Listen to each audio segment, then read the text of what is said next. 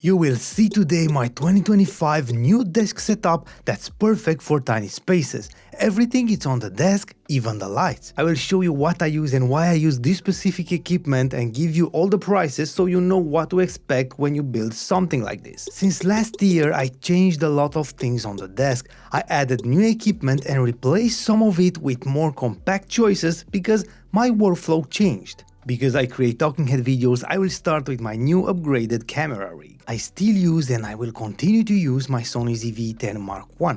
I don't need more than this, it's the perfect camera for talking head videos. I have the perfect image for what I do, crystal clear HDMI, 4K output if I need, and the perfect autofocus. At the time of publishing this video, this body is around $698. Keep in mind that prices can vary in time, but the price is in this area. I pair the camera with the cage from SmallRig because I can attach other things to it if I need, and it also greatly protects the camera.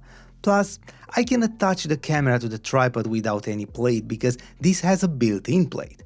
The cage is around $49 and for what it does, it's worth every dollar. The Sony ZV-10 is paired with my go-to lens, Sigma 16mm f1.4. This is still the best in 2025 for crop sensors and talking head videos. Look at this image and at the blur behind me. Because it's a crop sensor at 1.4, the image is incredible and the autofocus is perfect. This lens is around $399 at the time of publishing this video, but if you shoot talking head videos, this is the only lens you need. I've been using this for over 5 years and is the only thing I need. I have the camera attached to this mini tripod from SmallRig. This is perfect for talking head videos and desk use. It's stable, the ball head is reliable, and it has two important mounting threads to connect other accessories. On the bottom, I connect my NPF adapter plate because I like to power my camera with a dummy battery that connects to an NPF battery. The other mounting thread is on a side if you need it. This tripod is essential for my creation process and it has a price list of around $54 at the time of publishing this video. For everything you see in this video, I will add affiliate links in the description. Sometimes you can find them on sale. If you click on my links, you're not going to pay anything extra, but I will earn a small commission and this will help me keep sponsors away from this channel and create more valuable content for you. Thank you. Because I power my camera with a dummy battery connected to a big NPF battery, it offers me 7+ hours of shooting with one charge. The dummy battery is also from SmallRig and the NPF battery is this special one that has a USB-C port to charge it and output the power if you want, and has another USB-A port and a screen to see how much power you have. I like to use this one because I can charge it when I record. So basically, it's like the camera is connected with a dummy battery straight to the wall, but if I want to move and change the position, I just disconnect the battery and use it mobile for over 7 hours. And also when I travel, I use it as a power bank. The dummy battery is around $18, the big special NPF battery is around $67, and the adapter plate to connect everything is $54. The build looks like this and it's fantastic. Next, I finally upgraded to Elgato Prompter. I used to shoot with a cheaper version from Ulanzi, but that prompter requires a smartphone as a display, and that can be uncomfortable and annoying most of the time. With this one, the workflow is significantly better and easier, and I can control it with the Stream Deck. I can use it as a screen and see myself if I want, and when I have a Zoom or Skype call, I can see the person I'm speaking to on the prompter and look directly at that person. This is a significant upgrade. I had questions in the past about this teleprompter and the Sigma 16mm f1.4. Yes, it's working perfectly. With this lens, you can't see the frame of the prompter or a vignette. And with a full frame lens, it's working perfectly with a 24mm focal distance. Wider than this, you will see the frame. Overall, the Elgato Prompter improves my workflow a lot. The price of this fantastic piece of gear is around $279 at the time of publishing this video, and I wouldn't change it for anything else. To connect everything to my Mac, I have a USB hub from Anker. I like this particular one because it has a detachable USB-C cable and I can use a short or a longer one if I want. I connect to this my Elgato Camlink 4K that's connected to the HDMI port of the camera to use it as a webcam when I need.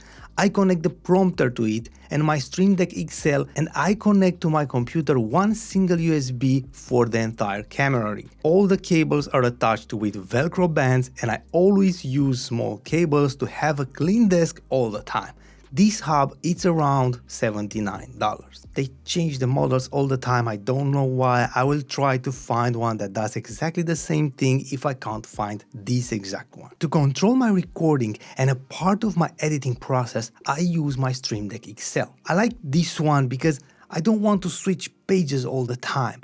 I have the smaller version, it's great, but I use more than 15 buttons and I don't like to switch pages all the time. With this one, I have everything I need on one page, easy and fast to work with. I plan to make a dedicated video about my Stream Deck settings and how I use them to make my recording and editing process easier. Let me know if you are interested in this topic. The cost of the controller is $249. This is my camera rig, how I record my videos and how I control them. Now let's see what I use for audio. This is more important than video for me. No matter what I try, I always come back to this microphone, Electro Voice RE320. The sound is bright and outstanding. The variable D technology keeps the tone intact when I move a little bit. The output power of this mic is great and I don't need a cloud lifter or a special audio interface. The self noise is extremely low. It looks insanely good. Overall, it's my favorite dynamic microphone for spoken word and talking head videos. This is $290. And when I need more space and the shotgun microphone, I still use my favorite shotgun mic, Audio-Technica 8875R. I still consider this one the best shotgun microphone for talking head videos. This is $169. The mic arm I use with my RE320 is the newer pneumatic mic arm. It looks powerful and it is powerful. I like it because being pneumatic, I don't need to tighten or loose screws when I adjust something. I just raise or lower the mic with one hand and it stays perfectly in place. This mic arm has 3 pieces if you want it longer, and it is long, it reaches 2.4 feet, but I use it just with 2 pieces because I don't need it that long. With 2 pieces, the arm reaches 1.7 feet long, and the price is excellent for what it does. It costs around $76. Now, what I changed and why? I replaced my Rodecaster DUO with a Scarlett Solo 4th generation. Why? 2 reasons. I no longer use the extra features that Rodecaster offers. Rodecaster DUO is an outstanding piece of hardware, and if you need extra channels, if you need samples, FX, live processing or other things like these to your streams or Zoom or Skype calls, this is the best choice. But I don't do that anymore. I changed my workflow and I use it just to record one microphone, to connect my speakers and to connect my headphones. I record with it. I use just one microphone and I use it to have clean audio when I edit and process my recordings. To do this, the Scarlett Solo 4th Gen is perfect and the Rodecaster DUO is now overkill for my needs. The second reason, because I don't use the Rodecaster at its maximum capacity anymore, I don't want it to take up that much space on my desk. The difference is big, Scarlett Solo being small and compact. Long story short, if you need extra channels, FX, live processing and other things, go with the Rodecaster, it's awesome. And if you just record one mic, do simple Zoom or Skype calls, listen to music and process the audio, the Scarlett Solo 4th generation is the best choice. And I like to connect it to my MacBook with a separate cable, not with my camera rig, because I connect my camera rig only when I shoot my videos. The audio quality is delightful, the price is excellent, around $139, and it also looks amazing on the desk. And no, I don't need a cloud lifter even with the SM7B. And to listen to music and have a good audition when I process my audio, I use two classic Yamaha HS5 studio monitors that sit on two foam pads. I love how this speaker sounds and look, and I like it because it has a decent size for this quality. A pair of these monitors is $399, and when I process my audio using headphones, I use my Beyerdynamic DT770 Pro. These are $149 at the time of publishing this video. Now, let's see what I use to edit, process, and light up my scenes. And if you find this video useful until now, don't forget to press the like button and maybe consider subscribing. Thank you. Everything that you saw until now is connected to my MacBook Pro 16-inch M2, 16GB of RAM and 1TB of storage. For what I do is more than enough. I work directly on my laptop. I don't use external monitors.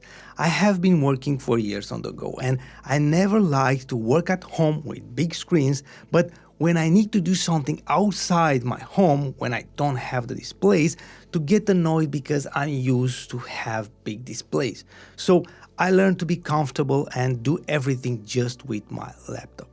Now, if I work at home, at a coffee shop, or if I travel, is the same for me. I'm comfortable using the same display everywhere, my MacBook display. And to have the laptop at my eye level, I use a simple laptop stand from Amazon. I like it because I can take it with me being this small. This is around $9. My peripherals are from Logitech. I use the Logi MX Key Mac keyboard and an MX Master 3S. I found them to be the most reliable and comfortable peripherals. And I use this black big mousepad. I use it not as a mousepad, but I keep it on the desk because it helps with the reverberations and vibrations of the desk, helping me to reduce the reflections of the desk. Any fabric mousepad will help you with that. In front of me, I have 3 pieces of wood slat acoustic panels also to help me get rid of some reverberations and reflections of my voice. On the right side, I have my metal cup holder. In the studio, this is essential, and on the left side under the desk, I built from a small rig clamp, a small rig magic arm, and a phone holder, a headphone holder. I did this for fun. I like to build things like this. The tabletop is from IKEA. The name of it is Edison. And now the most important thing. My video lights are attached to the desk to save space, and I bounce the light to the wall in front of me to have this nice soft light. I use 2 Godox ES45s that come with desk stands and remotes. I can not only control the intensity but also the color temperature, which is mandatory for video creation. I have used these for a long time and I love them because the light is great, the control is great, the space occupied is almost zero, and the price is excellent, $139 for one piece at the time of publishing this video. But the background is another story, and this is also extremely important for talking head videos. This one is much cheaper than you think, and I have a dedicated video where I show you exactly how to create a good looking background even if you have just a white wall, and how to invest less money in a background like this. It's tricky but easier than you think. Watch this and improve the look of your videos easily, fast and with less money.